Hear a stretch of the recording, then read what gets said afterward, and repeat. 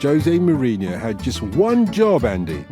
One job, as it were, to do. The question is, what was it? Yeah.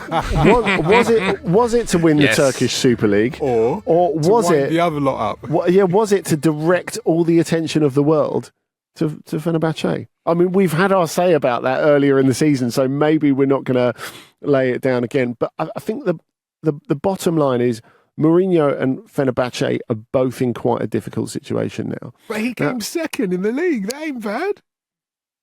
Isn't it? I mean, do you sign Mourinho to finish second if you're in the Super League? I don't think you do. And I think you look at the amount of money they threw at the team this season in terms of transfer fees, but particularly wages. They went big in January again. Skriniar leading those signings. Of course, Diego Carlos came across from Aston Villa as well. And the fact is, the Super League season finished last weekend. They finished 11 points behind Galatasaray. So on the Friday night, you have Galatasaray having their big end of season party. Fernando Muslera, who's retiring, gets chaired off the pitch. Dries Mertens gets his send off. All the rest of it, and they get to reach a 25th title, and Fenerbahçe still haven't got to 20 yet. They've been waiting over a decade now, and I guess, Lars, we'll get into what Mourinho being there is really all about. But the fact is, whether you judge him as a publicist for Fenerbahçe or whether you judge him as a football coach who's trying to win the league, he's kind of, I think he's failed in both senses, really, because Fenerbahçe played their last game of the season last Saturday against Konyaspor. They come from behind to win, but you would think it was a reserve match to look at it. Like the stadium, the Sukru Saracoğlu, which is one of the most passionate stadiums in Europe/Asia, is one of the sights of European football. And it was almost empty because loads of fans were protesting against Ali Koç, the owner, against the club, against the way it's being run.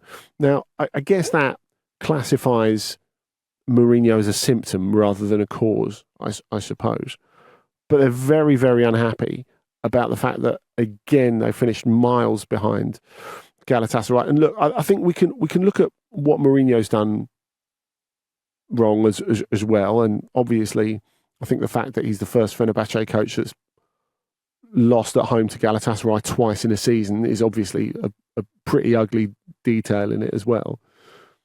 But there's a bit more to it, isn't there, Lars? Where I want to give Mourinho credit, and I know I've said this on the pod before, but it's worth repeating. I think it's cool that he went to Fenerbahçe. I mean, he is someone who could definitely had gone off to Saudi and taken what would, even for him, be a further life-changing amount of money, I'm sure. Not that he's short on money as it is, but, he could have named his price. But he is still someone who wants that, who needs the energy, who wants the fire, who wants the passion, and he's taken on a very, very difficult job trying to topple a seemingly indestructible and undefeatable Galatasaray.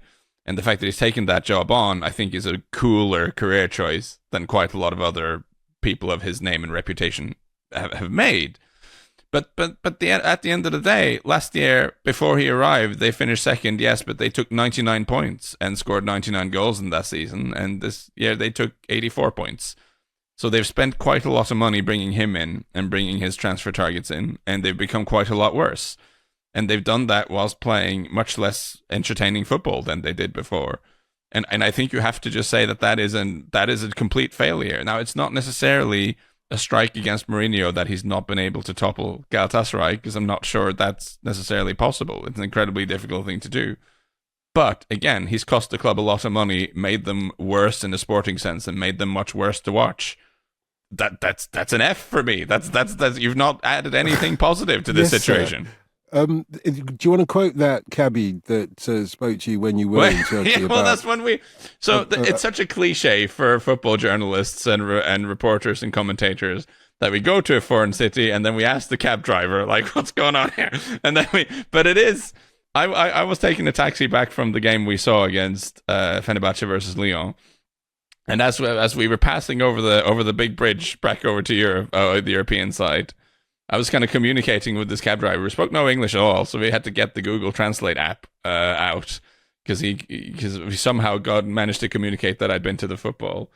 And he communicated through the Google Translate app that he used to be a season ticket holder, but has given up his season ticket and doesn't go anymore because of Mourinho.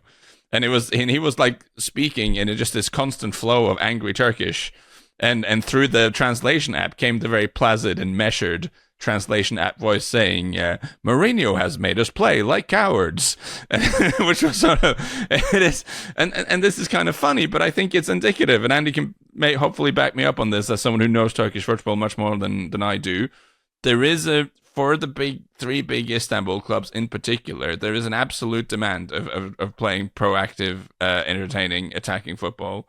If you go in there and try to bore everyone to death, as Mourinho is prone to do, people will not like you. And if you're going to do that, you better win everything, because if you don't, you're not left with anything to hang your hat on. Yeah, I think that's right. And I think even if there are clearly issues at the club, and there are, the fact is there is a missed opportunity in this season that Mourinho didn't take. There was a point, I think, probably just after the transfer window, where Galatasaray are a bit vulnerable. They weren't 11 points in front for the whole season, and that they've got a few injuries. They're struggling a little bit. Fenerbahçe have brought in loads of fresh blood, and I guess the thing is, in not just is of course we focus on the two games in Karaköy that they lost to Galatasaray, but they went to Galatasaray and drew a couple of months ago, and it didn't feel as if they made a massive effort to win the game, and that was something that Okan Buruk, who the Galatasaray coach, who was obviously trying to bait him a little bit, said, I was surprised they didn't make more of an effort to win the game, because it would have brought Fenerbahçe really close to Galatasaray again and made a real title race of it. But it just feels, in the big games, he didn't want to risk enough. And as Lars said, Turkish football culture is to be brave to the point of recklessness, really. And you can kind of see that with Galatasaray's squad construction. I mean, you look at the squad, and obviously people look at it straight away and think, okay, Aussie men, even if it's only for a year, Morata, Mertens, Icardi injured at the moment, which is part of the reason Morata comes in. And then you look at the rest of the squad and think, yeah, they're an injury or two from being really, really short in other parts of the team. And that's what left them a little bit vulnerable. But at least it's consistent with the attitude in Turkish football over the last 30, 35 years of like, come on, man, let's just take the ball by the horns. Yeah. Where does this all leave Mourinho then? Because the owner wants him to stay apparently next season. Well, I think it's a weird sort of, I don't know what you think about this, Lars. I think it's a weird sort of marriage of convenience as stands.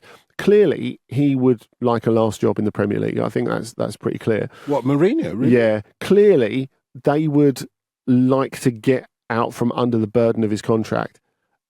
It really needs someone to make a move. I mean, interestingly, he talked about Ismail Kartal, Lars, and how much better he'd done last season, playing in that more front foot sort of way. Of the few people that were in the stadium against Konyaspor, there are a few banners in support of Ismail Kartal, which is a first as well, and a real affront, I guess, to Mourinho.